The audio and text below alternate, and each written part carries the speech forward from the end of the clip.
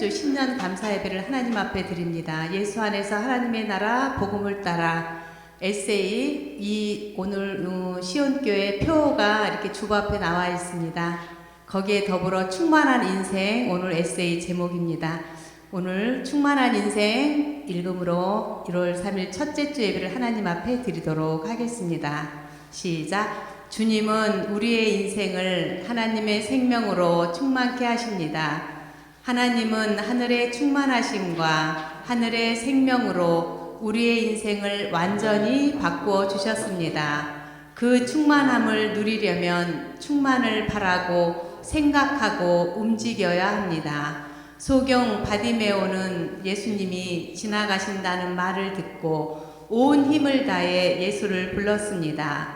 12년 동안이나 혈루증으로 앓던 여인도 부정한 몸이었음에도 불구하고 그 많은 사람들 사이를 지나 예수님을 잡았습니다. 주위에서 들리는 비난이나 세상의 어두운 것과 무거운 것과 거슬리는 것에 사로잡히지 마시기를 바랍니다. 하나님께서는 우리에게 생명을 주셨습니다. 우리들이 늙고 병들었거나 실패했다고 해서 허상에 사로잡히지 마십시오. 병들어 죽는 날도 병에게 죽는 것이 아니라 주님께서 더 좋은 생명으로 바꾸어 주는 날인 것입니다.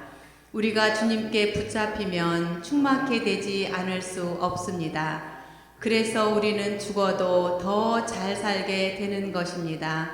그것이 충만함입니다. 하늘의 충만을 누리는 인생이 되시기를 축원합니다. 여러분이 주님께 합당하게 살아감으로써 모든 일에서 그분을 기쁘게 해드리고 또한 선한 일에서 열매를 맺고 하나님을 점점 더 알고 골리새서 1장 10절 말씀입니다. 기도드리겠습니다. 사랑이 많으신 아버지 하나님 고맙습니다. 진심으로 감사합니다. 우리 주님의 은혜 사랑으로 작년 한 해도 잘 살게 하시고 새로운 2021년을 맞이하여 하나님 앞에 1월 첫째 주 예배를 주님께 드립니다. 주님, 우리가 예배에 나올 수 있도록 우리 모두를 인도하여 주시니 감사합니다. 각 가정에서 또한 예배를 드리는 모두에게도 충만한 인생이 될 수 있도록 도와주시고 이 예배가 신령과 진정으로 드려지는 귀한 예배가 하나님 앞에 드려질 수 있도록 도와주시고 함께하여 주시옵소서. 하나님 기도합니다. 하나님의 은혜와 사랑으로 시온교회를 세우셨으니 이 교회가 주님 안에서 든든히 서 나아가며 이웃을 섬기며 나라를 섬기며 서로를 위해 기도할 수 있는 우리 시온교회가 되기를 간절히 기도합니다. 주님께서 함께하여 주심을 믿습니다. 주님 도와주시고 이 나라 백성을 불쌍히 여기시고 코로나19가 속히 물러나가 우리가 새로운 일상으로 회복될 수 있도록 도와주시고 역사하여 주시옵소서. 주님 순서를 주님 앞에 의지하고 예수 그리스도 이름으로 기도드려옵나이다. 아멘. 사도신경으로 신앙을 고백하겠습니다. 전능하사 천지를 만드신 하나님 아버지를 내가 믿사오며 그 외아들 우리 주 예수 그리스도를 믿사오니 이는 성령으로 잉태하사 동정녀 마리아에게 나시고 본디오 빌라도에게 고난을 받으사 십자가에 못 박혀 죽으시고 장사한 지 사흘 만에 죽은 자 가운데서 다시 살아나시며 하늘에 오르사 전능하신 하나님 우편에 앉아 계시다가 저리로서 산자와 죽은 자를 심판하러 오시리라. 성령을 믿사오며 거룩한 공예와 성도가 서로 교통하는 것과 죄를 사하여 주시는 것과 몸이 다시 사는 것과 영원히 사는 것을 믿사옵나이다. 아멘. 자, 우리 성도 여러분, 찬송가를 앞에 놓으시고 오늘은 찬송가로만 하나님 앞에 찬양을 드리도록 하겠습니다. 먼저 찬송가 582장 어둠 밤 마음에 잠겨. 옛날 찬송가는 261장입니다.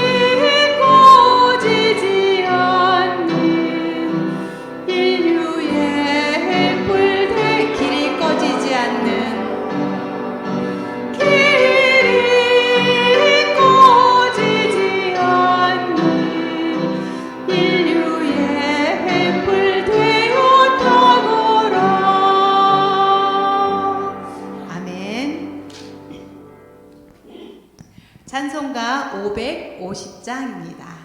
찬송가 550장. 옛날 찬송가 248장입니다.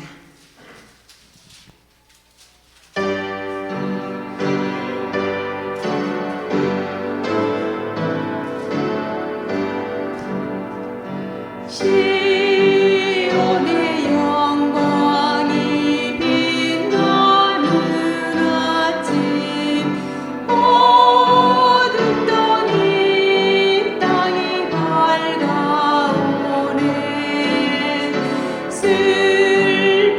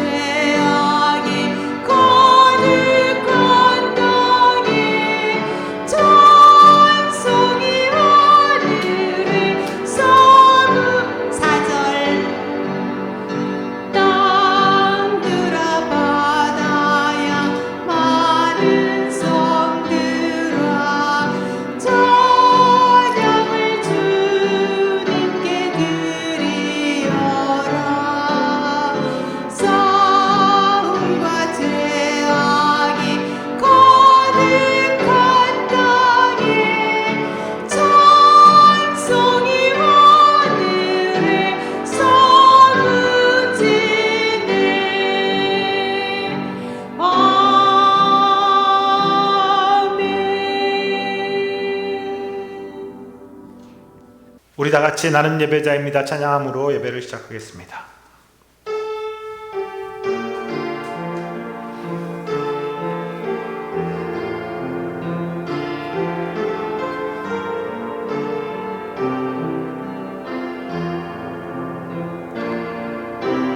나는 하나님을 예배하는 예배자입니다.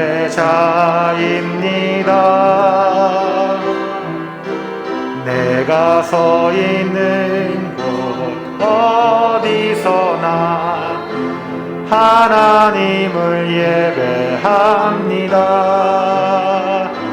내 영혼 거룩한 은혜를 향하여 내 마음 완전한 하나님 향하여 이곳에서 바로 이 시간 하나님을 예배합니다. 내 영혼 거룩한 은혜를 향하여 내 마음 완전한 하나님 향하여 이곳에서 바로 이 시간 하나님을 예배합니다. 아멘. 할렐루야. 새로운 한 해를 허락하신 하나님께 감사와 찬양과 존귀와 영광을 돌리옵나이다. 예배와 찬송과 기도로 한 해를 시작하오니 새롭게 하시고 흉통케 하시며 승리하는 한 해가 되도록 축복하여 주시옵소서. 허물 많은 우리를 구원하시고 오늘 주 앞에 찬양케 하시며 주님과 함께 새해를 시작하게 하시니 감사를 드립니다. 지난 한 해는 예상치 못했던 코로나로 말미암아 전 지구촌이 힘든 한 해를 보내었습니다. 금년 한 해는 코로나로부터 해방되는 한 해가 되기를 기도합니다. 주님 축복하여 주시옵소서. 이 나라를 위하여 기도드립니다. 정치, 경제, 문화, 특별히 정치와 경제가 너무 어렵습니다. 주님만이 해결하여 주실 줄 믿습니다.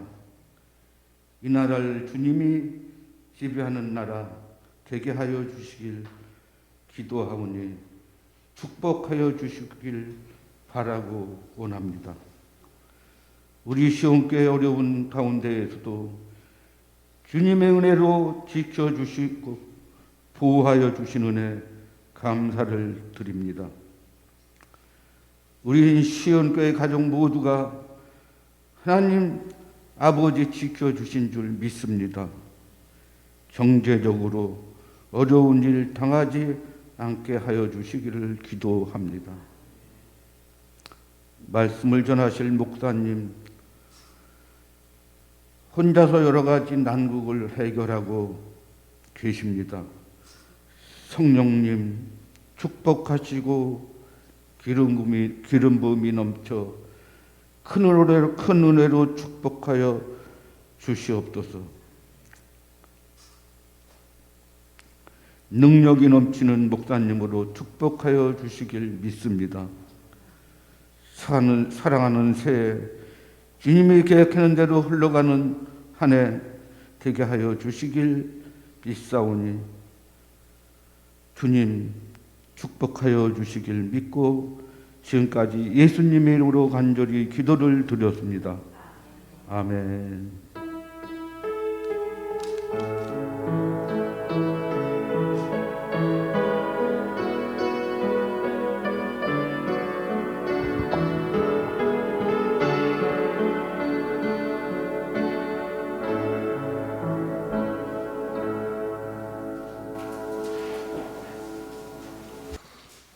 오늘 우리에게 주시는 주님의 말씀을 같이 읽겠습니다. 빌립보서 1장이고요. 3절부터 11절까지 말씀입니다. 성경을 다 찾아주시고요. 저와 한 절씩 교독하겠습니다. 3절부터 제가 읽겠습니다. 마지막 절은 같이 읽겠습니다. 나는 여러분을 생각할 때마다 나의 하나님께 감사를 드립니다.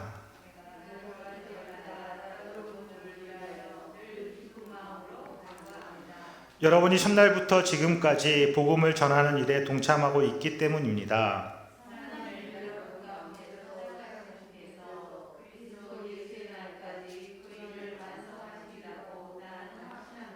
내가 여러분 모두를 이렇게 생각하는 것은 나로서는 당연한 일입니다. 내가 여러분을 내 마음에 간직하고 있기 때문입니다. 여러분 모두는 내가 갇혀 있을 때나 복음을 변호하고 입증할 때에 내가 받은 은혜에 동참한 사람들입니다.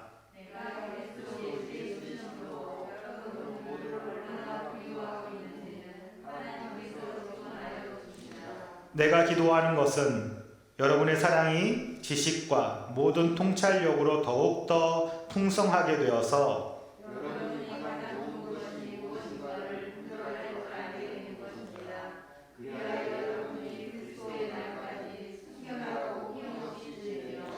예수 그리스도께서 주시는 의의 열매로 가득 차서 하나님께 영광과 찬양을 드리게 되기를 나는 기도합니다. 아멘.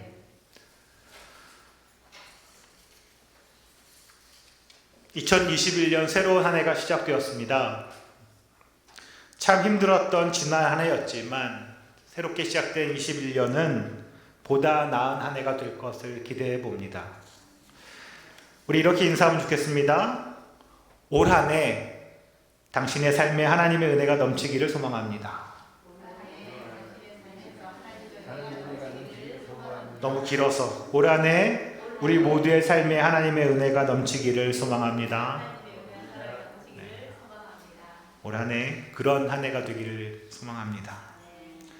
코로나로 인해서 비대면 예배가 당분간 계속될 것 같습니다. 그렇다고 예배를 소홀히 하지 않으실 것을 믿습니다.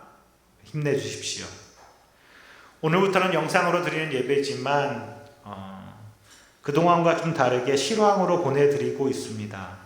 각자의 자리에서 드리는 예배지만 교회에 함께 모여 드리는 것과 마찬가지로 은혜의 시간이 되기를 기대합니다.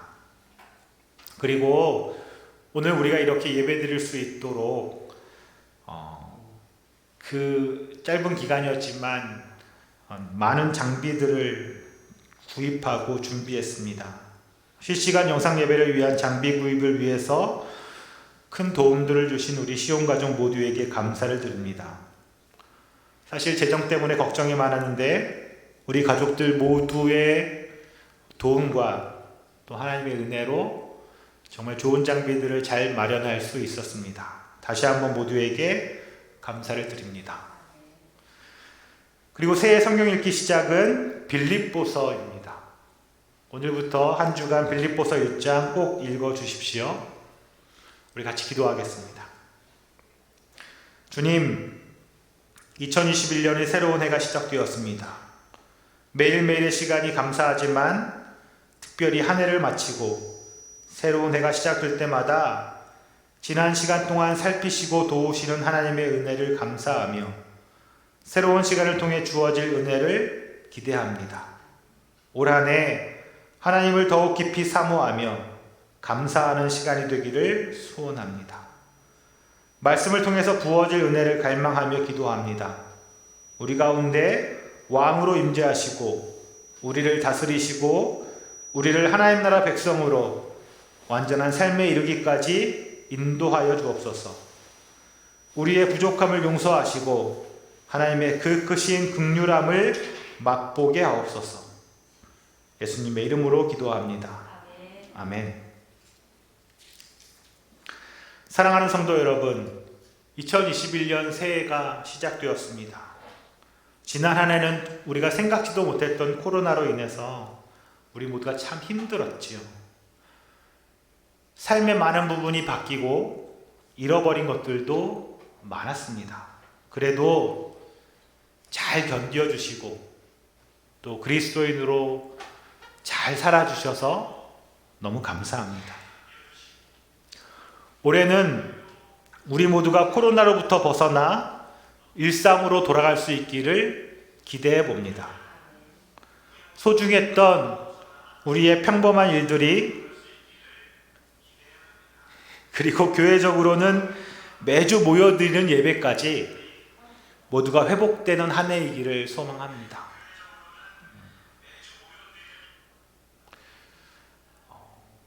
그럴 수 있겠지요? 다른 데 신경 쓰다가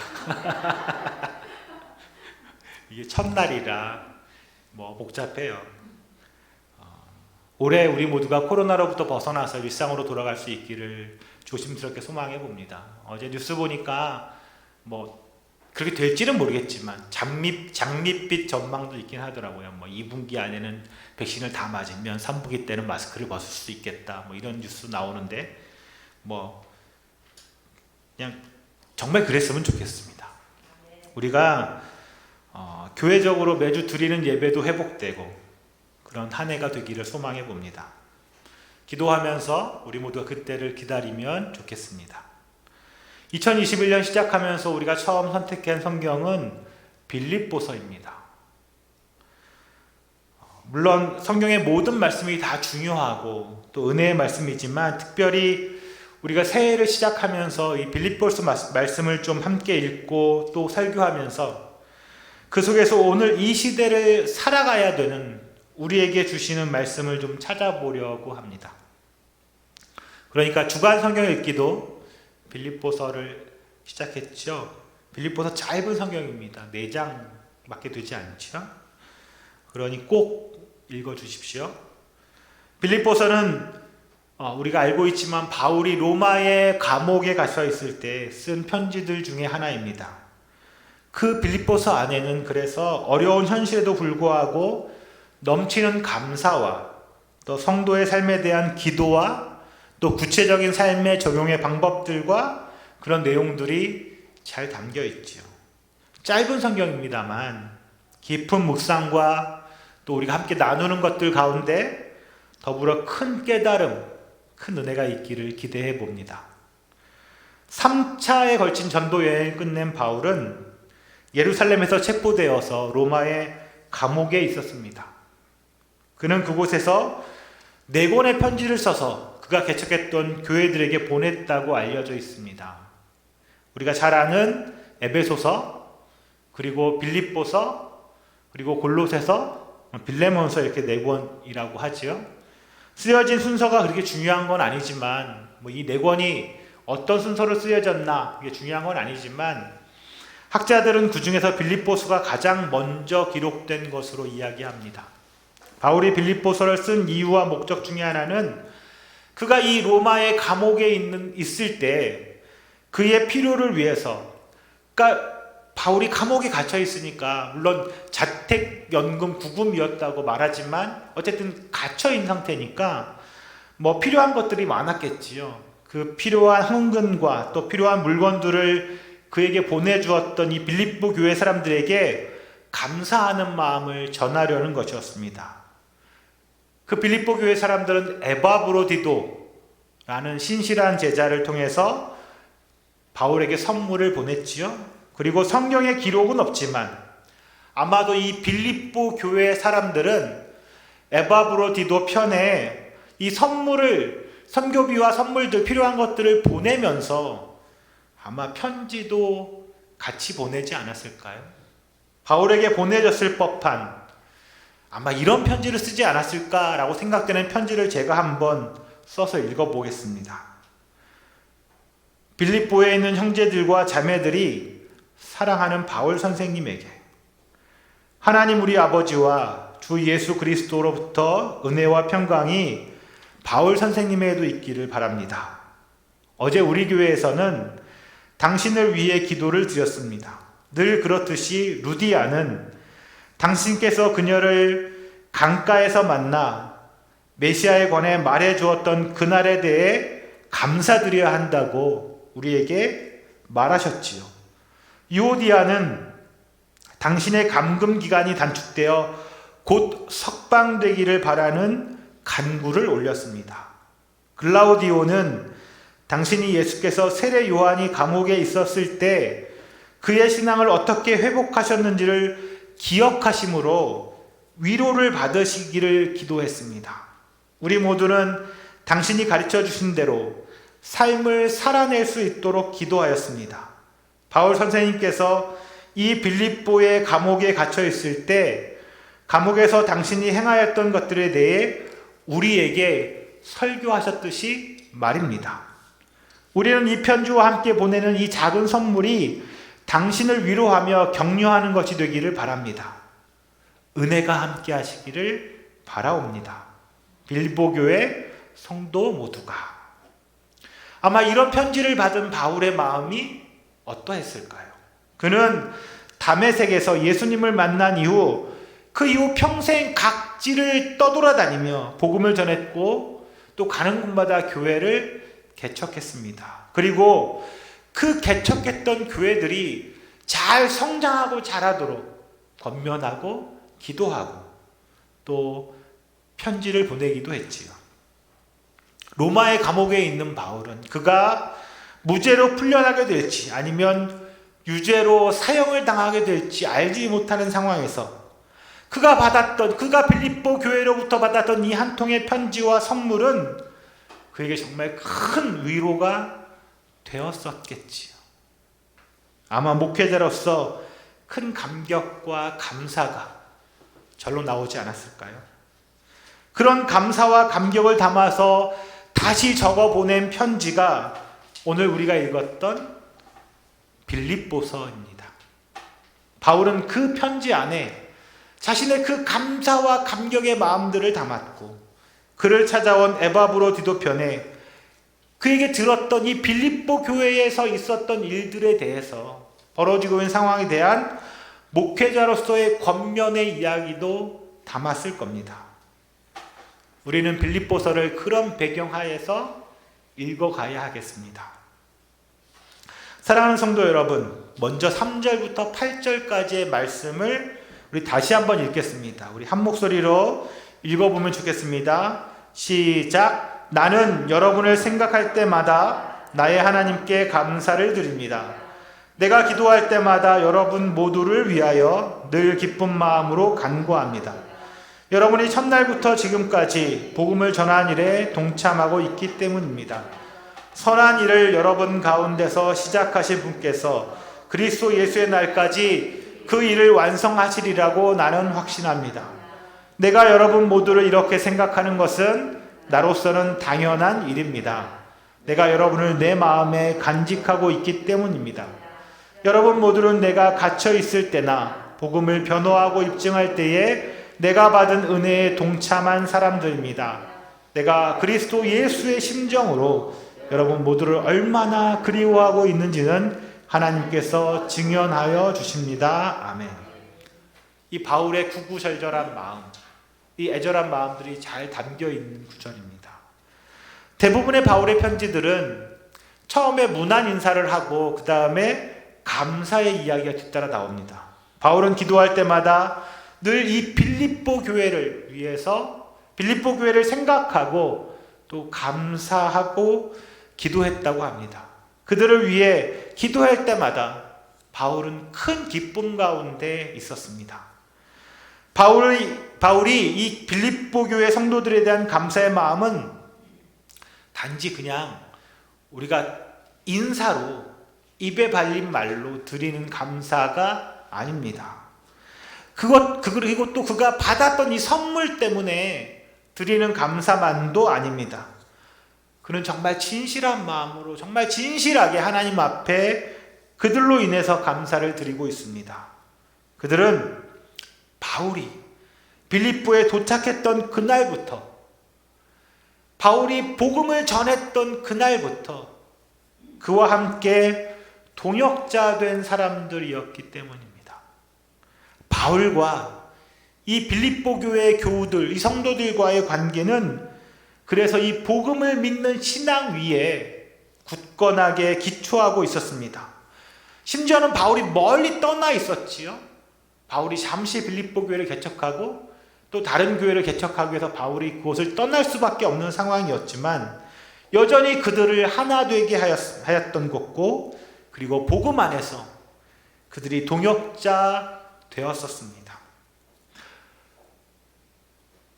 사도행전에 그런 이야기들이 나오죠. 바울이 빌립보에 처음 도착했을 때, 이 마게도냐 첫 지방인 빌립보에 도착했을 때 하나님께서 말씀과 또 성령님을 통해서 일하시기 시작하셨습니다.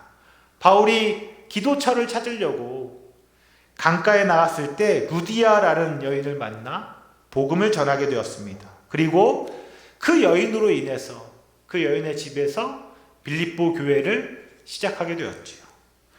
또 빌립보에서 점치는 소녀, 귀신 들려 점치는 소녀를 만나서 그 안에 있던 귀신을 쫓아내자 그 소녀 역시 복음을 쫓는 사람이 되었습니다. 그런데 그만 그 일로 인해서 바울이 모함을 받고 감옥에 갇혔지만, 기억나시나요? 그 안에서, 감옥 안에서 어떤 일이 벌어져요? 감옥 문이 열리는 일이 벌어지지요. 하지만 나가지 않고 그 안에 있었다는 거예요. 바울과 실라가. 그 행동을 보고 이 빌립보 감옥의 간수도 복음을 듣고 회심을 하게 되었습니다.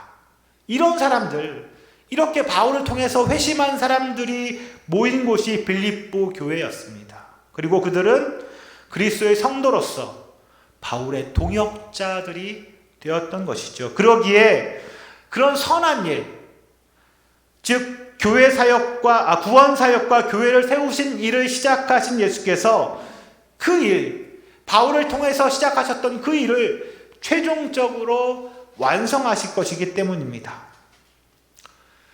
사랑하는 성도 여러분, 우리가 성도 이렇게 말하잖아요.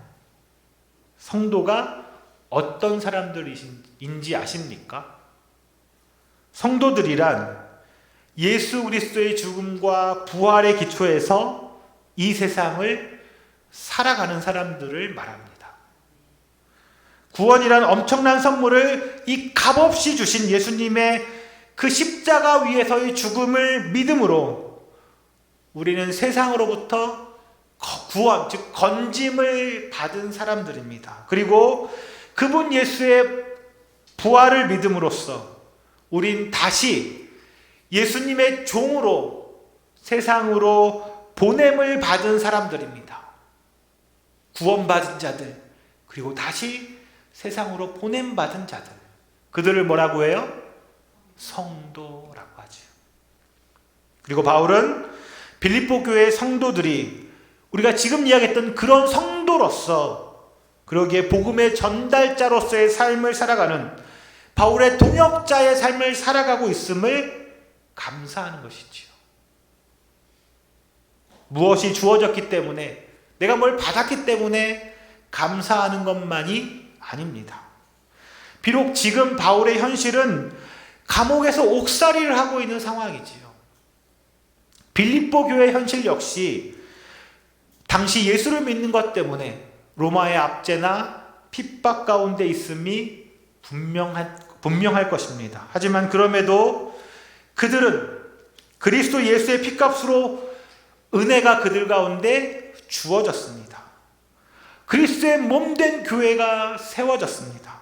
그러니 지금 내게 처한 현실이 어떠하든지, 지금 바울이 처한 현실이 어떠하든지, 지금 빌립보 교회의 현실이 어떠하든지 끝내 예수 그리스도를 통하여 끝내 모든 것을 이길 것이라는 사실을 확신했지요. 2021년 새로운 해를 시작하는 우리 모두에게도 바울이 드렸던 그런 감사가 넘쳐나기를 주님의 이름으로 축원합니다. 사실 지금의 현실은, 지금 우리가 닥친 현실은 장밋빛깔은 아닙니다.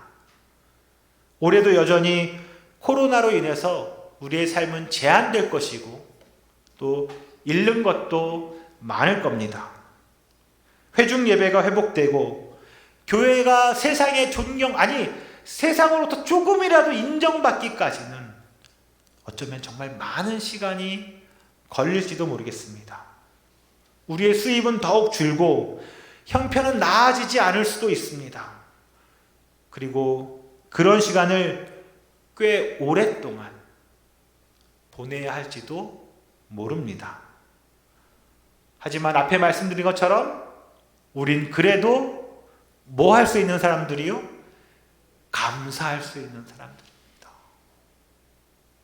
왜냐하면 이미 우린 구원의 은혜를 넘치도록 받은 사람들이고 그리스도 안에서 하나님 나라 복음을 따라 살아가는 그런 사람들이기 때문이지요. 무엇이 주어지지 않아도 우린 이미 받은 은혜로 감사하고 이미 받은 은혜에 감격하며 살아가는 사람들이기 때문입니다. 그리고 그런 우리들 누구라고요? 성도. 그런 성도인 우리들과 또 교회는 우리 주님의 손 안에 있기 때문입니다. 그래서 바울은 기쁨으로 기도합니다. 바울의 감사는 기쁨으로 이어지지요. 현실이 아니라 현실 너머를 볼 수 있기 때문입니다. 기쁨은 복음을 소유한 자들의 표지입니다. 그리스도인들의 표지이지요. 우리의 현실 때문에 기뻐하고 감사하는 것이 아닙니다. 우리가 진정으로 복음을 받아들인 사람들이라면 우린 이미 우리의 마지막까지를 보장받은 사람들입니다.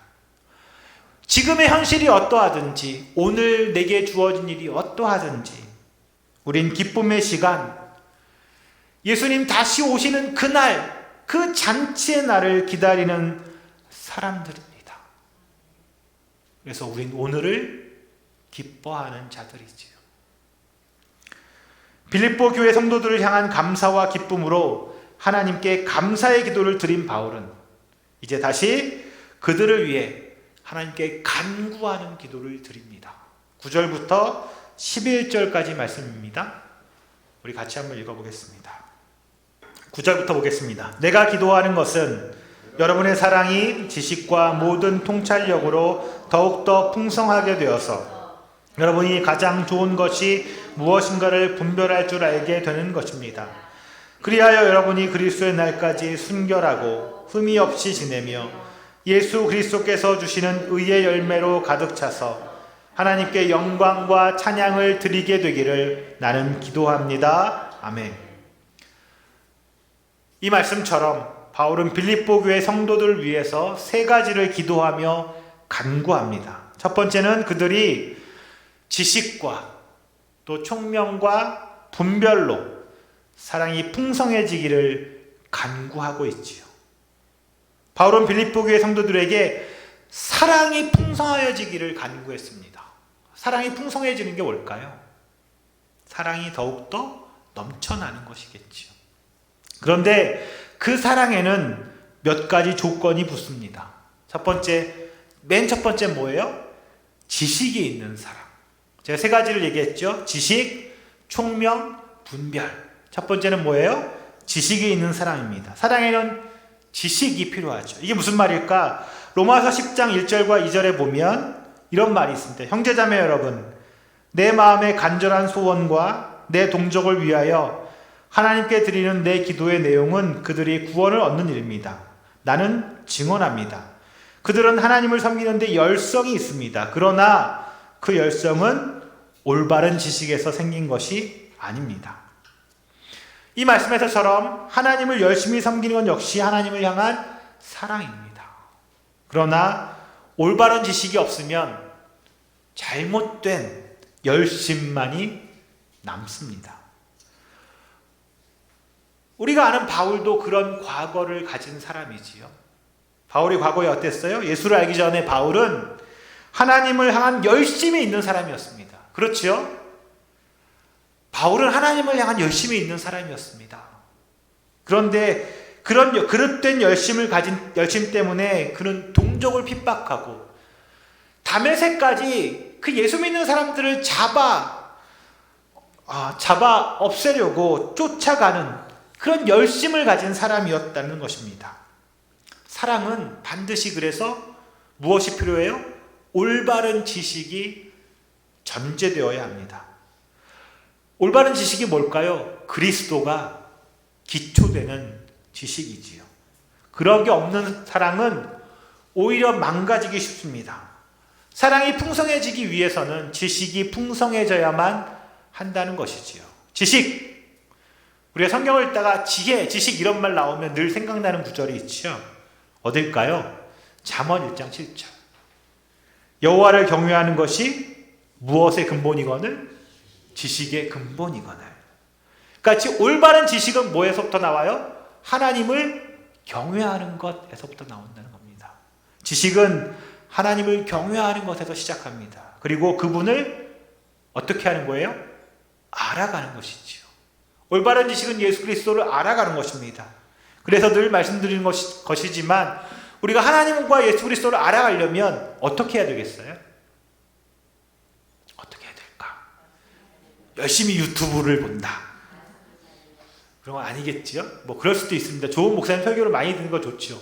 그러니까 그런데 목사님이나 누구의 강의를 듣는 거 일단 뭐를 거쳐오는 거예요? 한 사람을 거쳐오는 이야기잖아요. 그죠? 더 좋은 방법은 뭘까요? 우리가 하나님과 1대1로 직면하는 거죠. 직접 하나님을 만나는 겁니다. 어떤 방법이에요? 성경을 보는 겁니다. 하나님이 우리에게 하시는 말씀을 성경을 통해서 우리가 직접 만나는 거지요. 그래서 성경 읽기가 너무너무 중요합니다. 벌써 올해 성경 통독, 성경 쓰기 이런 거 시작하신 분들이 여러 분 계시더라고요. 우리 교회에. 남의 교회가 아니고 우리 교회에 몇 분 되지 않는 우리 성도들 중에 그런 정말 올바른 지식에 열심을 내는 분들이 계셔서 너무 감사합니다. 김창영 목사님이 올해 우리가 성경 일독하는 걸 목표로 읽자 이렇게 우리가 다 모여 하자 이렇게 한번 추진을 하셨는데 이놈의 코로나 때문에 이제 각자 자리에서 우선을 시작하는 걸로 하고 있습니다. 올해 우리 성경 일독을 목표로 쓰거나 또 일독을 목표로 읽거나 하시면 좋겠습니다. 다 하시면 저도 뭔가를 해야겠지요. 그죠? 저도 뭔가 그 노력에 대한 보상을 드리도록 해보겠습니다. 열심을 내어주시면 좋겠습니다. 사랑이 풍성해지려면 어떤 사랑이 풍성해져요? 올바른 지식을 가진 사랑이 풍성해져야 된다는 거죠. 그리고 두 번째는 뭐죠? 총명이라는 겁니다. 사랑만 말하면 되는 줄 알았는데 몇 가지가 필요하다는 거죠. 사랑을 많게 하기 위해서. 두 번째는 총명입니다. 총명이 무엇일까요? 총명. 사전을 찾아보니까 이렇게 써 있어요. 보거나 들은 것을 오래 기억하는 힘이 있다. 또는 그 힘. 그걸 총명이라고 한다는 말이고요. 또는 썩 영리하고 재주가 있는 것. 이걸 총명이라고 한다는 것이죠. 맞습니다. 세상에선 그런 걸 총명이라고 하죠. 그래서 뭐도 있어요? 총명탕 이런 것도 있더라고요. 먹으면 총명해지는 거. 생각해보니까 총명은 분명히 무엇을 깨닫는 것과 관련이 있는 것 같습니다. 맞지요? 그러나 성경이 말하는 총명은 깨달은 것만 말하는 것이 아닙니다. 성경이 말하는 총명은 그 깨달은 것을 뭐 하는 것까지 깨달은 바대로 살아내는 것까지를 포함하는 것. 그것이 총명입니다. 그냥 깨닫기만 하면 아무 소용이 없다는 것이죠. 깨닫고 그 깨달은 바를 삶에서 살아내므로 그걸 뭐라 그래요? 총명이라는 거죠. 그런 총명이 있으므로 사랑이 더욱 풍성해지기를 바란다는 말입니다. 그리고 마지막 세 번째는 분별이었습니다. 분별은 또 뭔 말일까? 우리가 다 아는 말처럼 그냥 평소에 자주 쓰는 말이니까 다 아는 말인데 막상 그 뜻을 좀 깊이 생각해 보면 쉽지 않은 단어들입니다. 분별이란 틀린 것 또는 모자란 것을 구별하는 것이지요. 맞지요? 잘못된 것을 찾아내는 것, 무언가 다른 것을 찾아내는 것을 분별이라고 하겠지요. 그리고 가치 있는 것을 드리기 위해서 구분하는 것을 말합니다. 언제 이 분별이란 말이 쓰였냐 하면 구약 성경에서 구약 때 성전에 제사를 드리려고 하면 제물을 가지고 가잖아요. 성전 앞에 제사장이 앉아 있는 거예요. 거기서 그가 제물을 보면서 뭐예요? 분별하는 거예요. 뭘 분별할까요? 제물이 흠이 있는지 어디 눈이 좀 찢어져거나 몸에 상처가 있거나 다리가 좀 이렇게 쩔뚝거리고 한 건 없는지 이걸 찾아내는 거예요. 그걸 뭐라 그래요? 분별이라고 한다는 거죠. 그때 쓰는 말이 분별이었어요. 그래서 우리도 역시 이 사랑 역시 이 무언가 잘못된 것, 좀 더 가치 있는 것을 드리기 위해서 구별하는 것, 누구에게 하나님께 우리가 좀 더 가치 있는 것을 위해서 구별하는 것, 그것을 뭐라 그래요? 분별이라고 했죠. 그래서 사랑 역시 이 분별을 통해서 더 가치 있고 풍성해진다는 의미입니다. 바울은 빌립보 교회 성도들이 지식과 그리고 뭐와 총명과 그리고 분별, 그걸로 사랑이 더 풍성해지기를, 그것을 통해서 사랑이 더 풍성해지기를 기도했습니다. 간구하고 기도했지요. 자, 그리고 두 번째 기도입니다. 바울의 간구했던 기도의 두 번째 내용은 순결하고 흠이 없기를 이었습니다. 여기에서 말한 순결은 순수하다는 것, 순수함을 말하는 것이겠지요.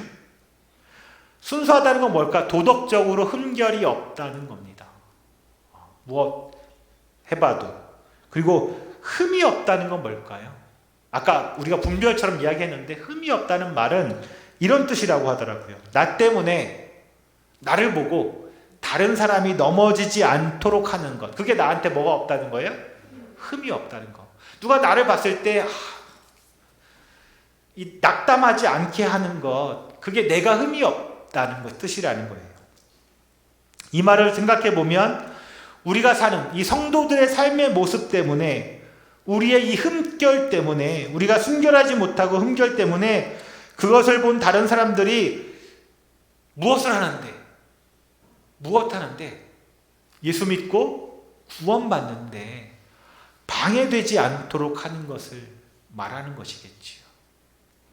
우리가 성도인데, 우리가 먼저 예수 믿고 구원받은 사람들인데 아직 예수를 믿지도 못하고 알지 못한 사람들이 우리를 보고 그렇다면 나 예수 믿고 싶은 생각이 없어, 이런 말 하지 않고 반대로 우리 때문에 백혜수 전사님 보니, 우리 김효진 집사님 보니, 안곤사님 보니, 우리 장로님 보니, 우리 김권사님 보니, 우리 그 유관사님 보니 나도 예수 좀 믿어봐야겠다, 이런 말 나오게 하는 거, 그게 뭐예요? 순결하고 흠이 없기를 기도하는 것이지요. 우리가 알다시피, 우리가 너무 많이 이야기했다시피 지난해, 이제 며칠 지났는데 벌써 지난해네요. 3일밖에 안 지났는데 지난해 교회가 코로나로 인해서 많은 어려움을 겪었습니다. 회중 예배를 멈추고 정말 조심하면서 믿음을 지켜왔지요. 근데 얘기 하나마나 몇몇 교회들로 인해서 교회 전체가 마치 코로나를 옮기는 그 온상이 된 양 그렇게 매도되어, 그런 얘기를 들을 때마다 제 마음도 참 많이 아팠습니다. 어디 가서 예수 믿는다 말하기도 어렵고, 어디 가서 모르는 사람 만나면 제가 목사예요 이런 말 하기가 이렇게 쳐다볼까봐, 요즘 집에 교회에서 예배 드려요 막 이렇게, 혹시 어제 모임하셨나요? 이런 거 물어볼까봐, 물론 당연히 안 하고 있는데도 불구하고 우리가 더 조심하잖아요. 우리 얼마나 조심하고 있어요. 정말 조심하고 있거든요. 그러나 그런 것 때문에 당연히 지난 한 해 우리의 복음 전파라는 건 정말 큰 장애물에 막혀 있었습니다. 그런 면에서 이 바울이 했던 두 번째 기도는 오늘 우리에게 너무나 절실하게 필요한 기도입니다. 우리 때문에 이 복음의 진보가 방해받는 일이 없도록, 예수 그리스도의 구원이 값싼 은혜가 되지 않도록 우리가 순결하고 흠이 없도록 생활하는 것, 살아가는 것이 필요하고, 오늘도 우리는 그 일을 위해서 기도해야겠지요. 빌립보 교회를 향한 바울의 세 번째 간구는 의의 열매가 가득하기를 였습니다. 의의 열매 이야기를 할 때마다 우리가 하는 고민은 이런 거지요. 제가 이렇게 물어보잖아요. 여러분, 지난 한 해 열매를 좀 맺으셨습니까? 다 알죠? 우리는 그게 무슨 말인지. 열매 맺었냐고 딱 그러면 몇 명 전도했냐 이런 거겠지요. 또 무슨 성과를 냈냐. 회사에서는 그렇게 얘기하니까, 교회에서 성과란 사람들이 쉽게 생각하는 게 뭐예요? 사람 늘어나는 거겠죠. 교회가 부흥하는 거. 그래서 열매 얘기하면 이 숫자를 몇 명 이런 거에 집중하게 됩니다. 열매를 맺는 것에 집중하게 되지요. 그런데 요한복음 15장의 포도나무 비유 아시죠? 너무 유명한 이야기니까 우리가 예전에 한번 그 이야기 했었잖아요. 여러 번 말씀드렸는데 열매 맺기 위해서 우리가 해야 되는 수고가 무엇이라고 했어요? 열매 맺기 위해서. 네, 기억해 주시는군요. 열매를 맺기 위해서 우리가 할 수고가 뭘까? 우리가 집중해야 되는 일이 잘못하면 이런 거라고 생각할 수 있어요. 경건하게 사는 거, 성경 많이 읽는 거, 기도 오래 하는 거, 열심히 전도하는 거, 봉사 열심히 하는 거 이런 거라고 생각할 수 있는데 정말 그런 것일까? 기억해 말씀하신 것처럼 포도나무 열매에서 포도나무 비유에서 열매가 맺히는 가지가 누구예요? 열매가 맺히는 가지가 누구예요? 맞아요. 권사님 맞아요. 우리들. 가지가 우리들이지요. 그러면 나무는 누구라고 했어요? 나무. 갑자기 포도나무가 누구예요? 포도나무. 예수님은 참포도나무 뭐 이런 찬양 있었잖아요. 어렸을 때 따라보면. 포도나무. 농부는 농부. 하나님. 농부는 아버지의 농부시잖아요. 그렇다면 가지 끝에 맺어지는 열매는 누가 애써야 맺어지는 거예요? 누가? 첫 번째 누가? 농부가 애를 쓰는 거지요. 이상한 논리예요. 이상한 이야기 같아요. 그렇죠? 농부가 과수원에 포도밭에 포도가 맺히려면 가지가 열심히 뭐 해요? 아니요. 누가 열심히 해요? 농부가 열심히 해요. 땅 갈고 거름 주고 다 누가 하는 일이에요? 농부가 하는 일이에요. 나무는 무슨 역할을 해요? 나무는 뿌리에서 열심히 영양분을 받아들여서 어디로 보내요? 가지로 보내는 일을 하죠.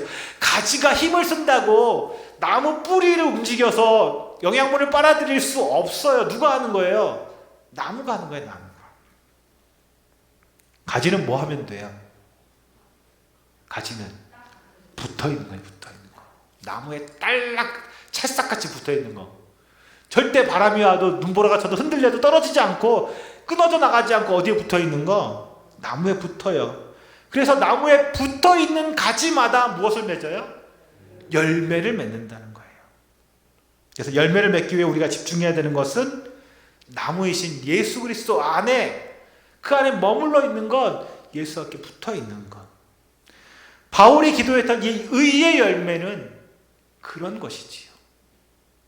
바울이 빌립보 교회 성도들이 열심히 무언가를 해서 열매를 많이 맺기를 바라는 것, 글쎄요, 그 마음이 있었을지 모르지만 바울은 이 이야기를 너무 잘 알았겠죠. 그래서 그들이 어디 안에 머물러 있기를, 끝까지 예수 그리스도 안에 머물러 있기를, 예수 안에 붙어있는 우리가 되도록, 그것이 바울의 빌립보 교회를 향한 마지막 간구의 기도의 내용이었죠.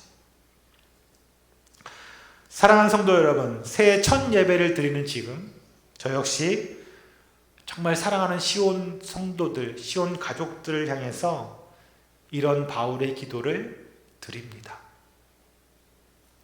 지난해 여러분이 있어서 정말 기쁘고 감사했습니다. 여러분이 우리 교회의 가족이어서 감사했습니다. 우리 모두가 여러분이 저의 동역자여서 감사했습니다. 그리고 앞으로 2021년에는 여러분에게 지식과 총명과 분별로 사랑이 더욱 풍성해지기를 간구합니다. 여러분에게 순결과 흠이 없으시기를 기도합니다. 여러분에게 의의 열매가 가득 차서 하나님 앞에 영광과 찬양을 드리게 되기를 기도합니다. 2021년 그래서 우리 교회는 우리 교회의 비전, 2021년의 비전을 예수 안에서 하나님 나라 복음을 따라라고 정했습니다. 오늘부터 바뀐 주보의 맨 앞면에 기록되어 있습니다. 보이시죠? 예수 안에서 하나님 나라 복음을 따라. 왜냐하면 올 한 해 우리가 그렇게 살아갈 것이기 때문입니다.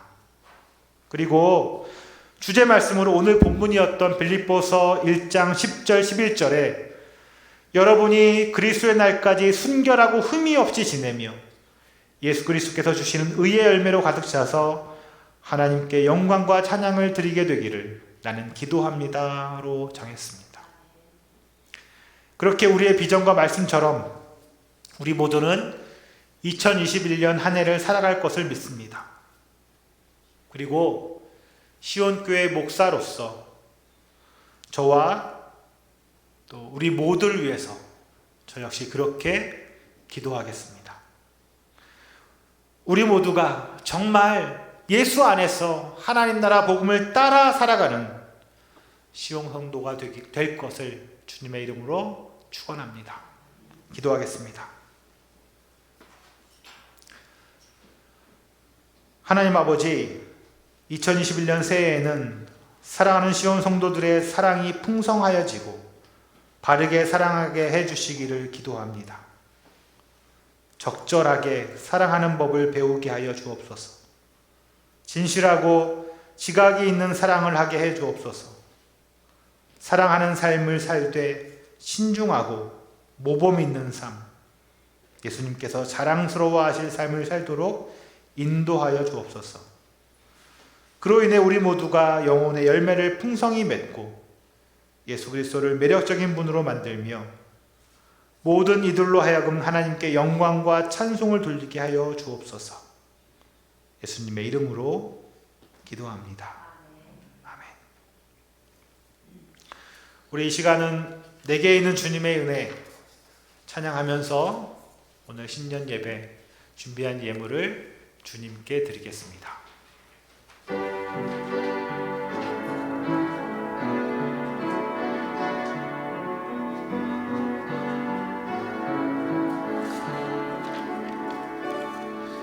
내게 주신 주님의 은혜 감사하며 찬양합니다. 찬양합니다.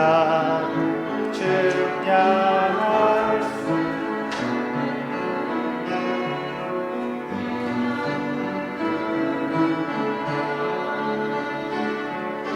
마음과 뜻과 정성 다 주님께 드립니다. 하나님의 나라 위에 하나님의 나라 기쁘게 받아주소서.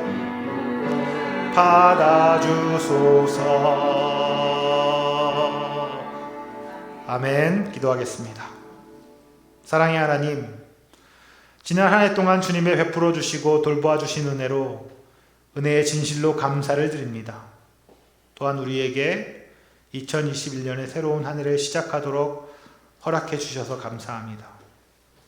구원의 선하신 일을 완전하게 이루실 주님의 은혜를 절감하며 우리를 사랑하시고 돌보시는 긍휼하심에 기대어 올 한 해도 감사하고 기뻐하며 살겠습니다.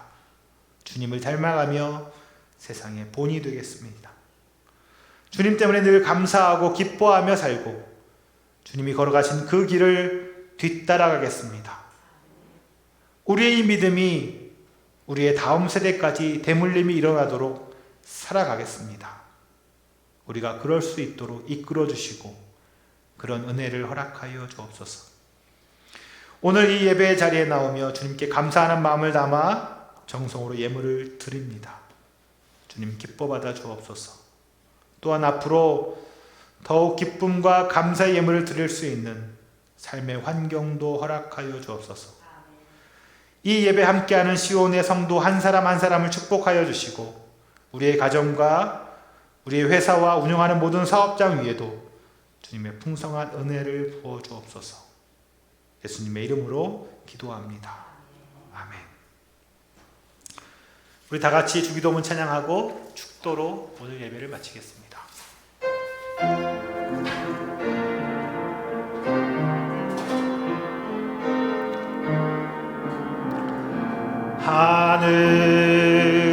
하늘에 계신 아버지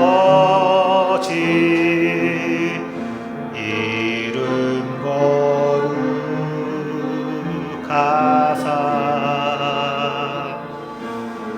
주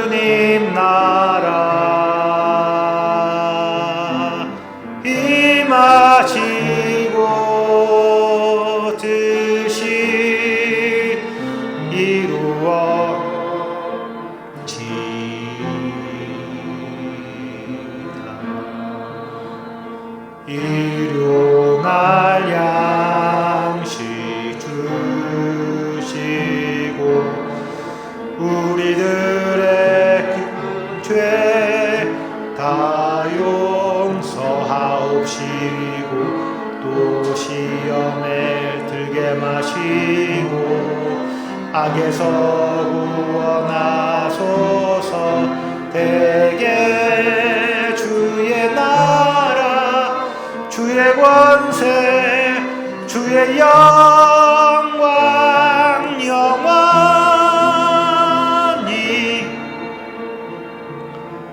아멘. 이제는 우리의 구주 되신 예수 그리스도의 은혜와 성부 아버지 하나님의 그 크신 사랑하심과 성령 하나님의 충만하심이 2021년 새로운 해를 시작하며 주님으로 인해 감사하고 기뻐하며 선한 일을 이루어 가실 주님의 동역자로 이 땅에서의 삶을 살아가기 원하는 우리 시온교회 모든 성도들과 우리의 가정과 직장과 모든 삶의 터전 위에 또 우리가 사랑하는 우리 시온교회 위에 지금부터 영원까지 함께 있을지어다. 아멘.